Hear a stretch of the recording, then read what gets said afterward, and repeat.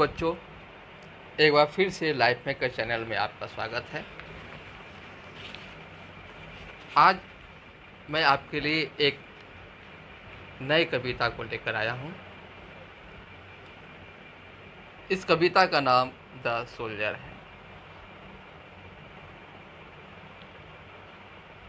इस कविता के कवि रूपर्ट ब्रूक हैं, जो इंग्लैंड के प्रसिद्ध कवि हैं।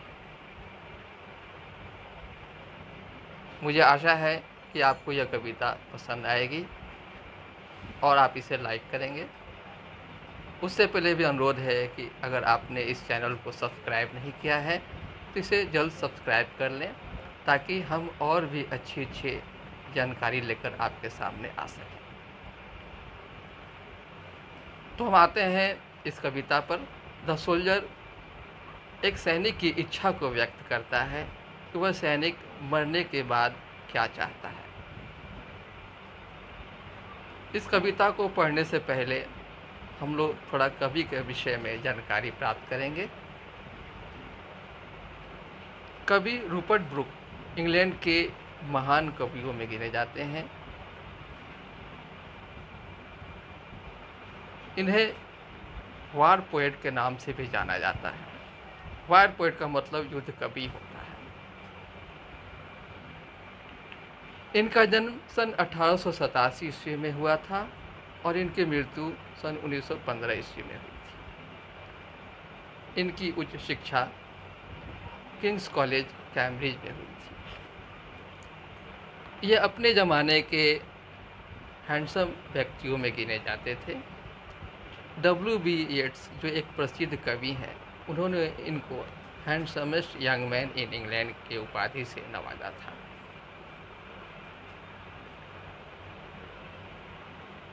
इन्होंने अपनी कविताओं के माध्यम से जनमानस में देशभक्ति का संचार किया था और प्रथम विश्व युद्ध के समय इनकी कविताओं ने इंग्लैंड में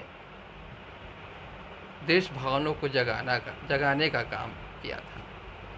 द सोल्जर इनकी ऐसी एक कविता है जो देशभक्ति की भावना से ओतप्रोत है और लोगों में अपने देश के प्रति प्रेम जगाने का काम करती है। यह तो हुआ कवि का परिचय। अब हम लोग द सोल्जर कविता का एक रैपिड रीडिंग करेंगे। उसके बाद इसका हिंदी एक्सप्लेनेशन और अंत में कुछ कठिन वर्ड्स। आइए अब हम इस पोएम का एक बार रैपिड रीडिंग करते हैं।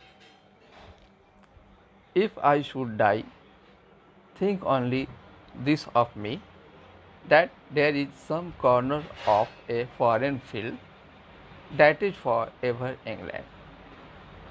There shall be in that rich earth a richer dust concealed, a dust whom England bore, shaped, make aware, gave once her flowers to love, her ways to roam, a body of England's breathing English air,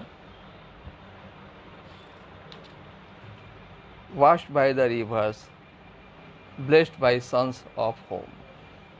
And think this hurt, all evil shed away, a pulse in the eternal mind, no less gives somewhere back the thoughts by England given, her sights and sounds, dreams happy as her day, and laughter learnt of friends and gentleness, in hearts at peace under an English heaven. आइए अब हम इस poem का Hindi explanation करते हैं, हिंदी अर्थ देखते हैं। कवि कहता है, if I should die, think only this of me, that there is some corner of a foreign field. अर्थात अगर मैं मरता हूँ तो सिर्फ यही सोचो कि विदेशी धरती का एक कोना that is for ever England, हमेशा के लिए इंग्लैंड का हो जाएगा। यहाँ इस बात को ध्यान देना है, यह कवि इंग्लैंड से बिलोंग करता है, अतः सारी बातें इंग्लैंड के परिप्रेक्ष्य में ही लिखी गई हैं। कवि के मन में अपने देश के प्रति अपार श्रद्धा है, अपार भक्ति है। वह चाहता है कि अगर वह मरता है फिर भी विदेशी धरती पर जो कब्र बनेगा, जितना आकार वह लेगा वो इंग्लैंड का ही हो जाएगा, क्योंकि उसमें जो सैनिक मरा हुआ है वह इंग्लैंड का ही है। प्रत्येक व्यक्ति को अपने देश के प्रति श्रद्धा और भक्ति रखनी चाहिए। यह कविता यही संदेश देता है। आगे बढ़ते हैं।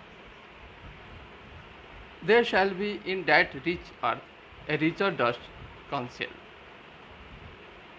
और उस रिच अर्थ पर यानी विदेशी धरती का वो समृद्ध लैंड जहाँ पर एक रिचर डस्ट, यहाँ डस्ट से मतलब सैनिक के शव से है, दफनाया जाता है। काउंसिल मतलब यहाँ दफनाया जाना है।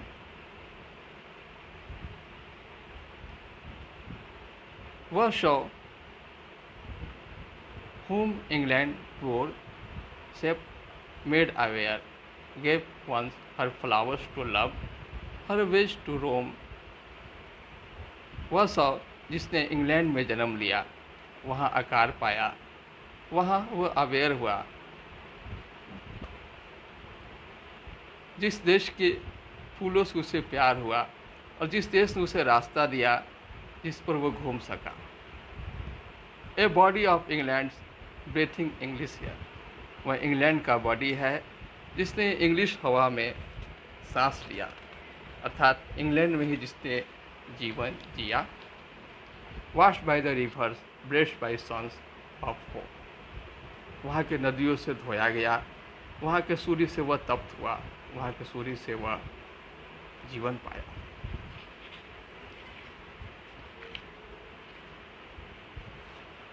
And think this heart all evil shed away, और सोचो यह हर्ट जिसकी सारी बुराइयाँ धुल गई।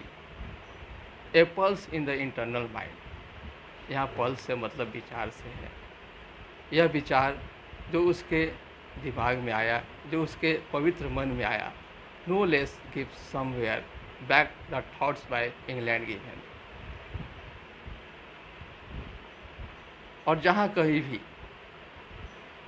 वह जाता है, जो थॉट्स उसको इंग्लैंड ने दिया, हर साइट्स एंड साउंड्स, उसकी जगहें, आवाज़, ड्रीम्स हैप्पी एज पर हर डे, जो स्वप्न थे, and laughter learned of friends, उसकी मुस्कुराहटें दोस्तों से सीखा हुआ,